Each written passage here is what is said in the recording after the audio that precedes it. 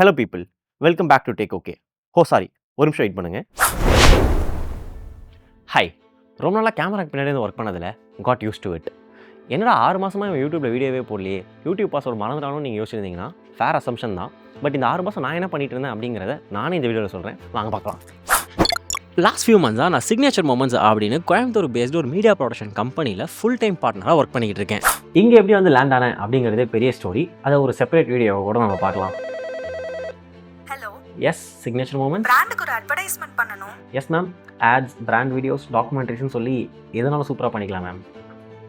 இதுதான் இப்போ பிஸ்னஸாகவே பண்ணிக்கிட்டு இருக்கோம். அப்போ நீங்க டேக் ஓகேன்னு ஒன்று பண்ணிட்டு இருக்கீங்களே? டேக் ஓகேல அதுக்கப்புறம் YouTube videos and community building மட்டும் தான் மேம். யூடியூப்ல வீடியோ வந்து 6 மாசம் ஆயிடுச்சு sir. Ma'am hello I call you later ma'am. Signal சரியா இல்லை. இதனாலே சென்னைக்கும் கோயம்புத்தூருக்கும் ட்ராவல் பண்ண வேண்டியது இருந்துச்சுங்க. கோயம்புத்தூர் கிளைமேட் வேறு செம்மையாக இருந்துச்சா, அப்படியே இங்கேயே செட்டில் ஆகிட்டேன். இதில் எங்கே இருந்தால் நான் வீடியோ எடுக்கிறது, ரொம்ப நேரம் இங்கே நின்று வீடியோ எடுக்கிறது ரிஸ்க்கு. நம்ம ஸ்டுடியோ போயிடலாம் வாங்க.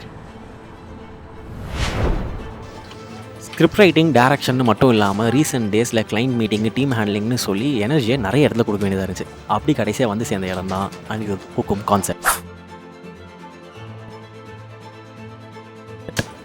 என்ன ப்ரோ, ஆஃப்டர் ஒரு எடிட் முடிஞ்சா கிளைண்ட்டு கால்லேருந்து 4 கால் பண்ணிட்டாங்க ப்ரோ. கிளைண்ட் வேறு யாரும் இல்லை, அனிருத் தான், வெளியே சொல்லிடாதீங்க.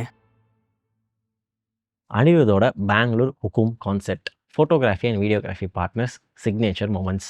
இது வரைக்கும் இவ்வளோ பெரிய ஸ்கேலில் நான் ஒரு ப்ராஜெக்டில் ஒர்க் பண்ணதில்லை. ஆல்மோஸ்ட் 80+ மெம்பர்ஸ் வந்து பார்த்திங்கன்னா எங்கள் டீமில் ஒர்க் பண்ணாங்க.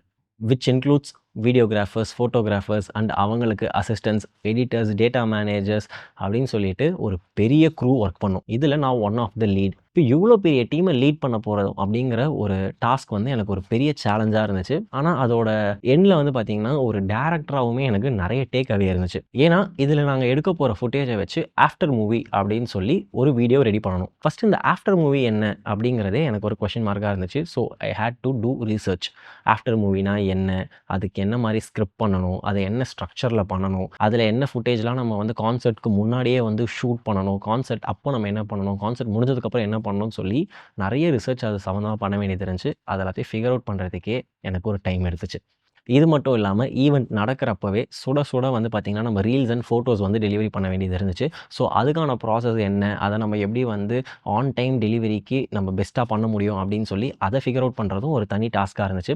இதெல்லாம் பண்ணி முடிக்கும் போது ஒரு டேரக்டராக எனக்கு இருந்த டேக் அவேஸ்லாம் என்னென்ன அப்படின்னு பார்த்தீங்கன்னா, நம்மக்கிட்ட ரிசோர்ஸ் நிறைய இருக்குது, பட் கண்ட்ரோல் ரொம்ப லிமிட்டடாக இருக்குது.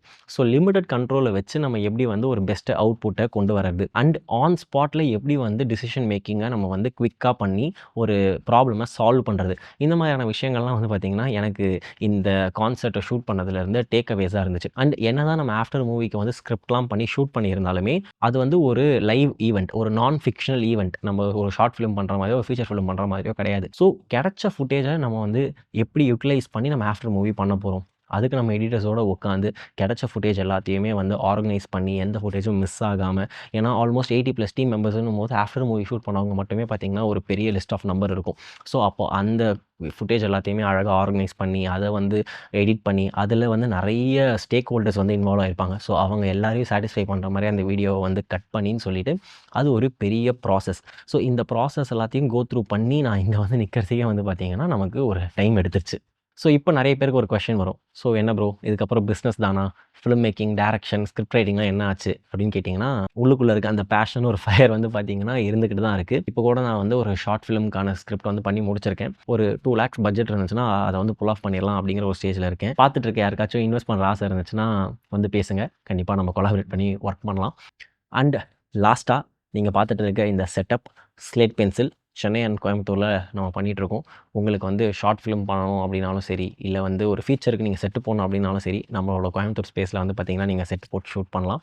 ஸோ இன்ட்ரெஸ்ட் இருக்கவங்க டிஎம் பண்ணுங்கள். அண்ட் முக்கியமாக பிராண்ட்ஸ் உங்களுக்கு வந்து க்ரியேட்டிவ் ஆட்ஸ் பண்ணணுன்னாலும் சரி, இல்லை சோஷியல் மீடியா வந்து மேனேஜ் பண்ணணுன்னாலும் சரி, நாங்கள் பண்ணுவோம்.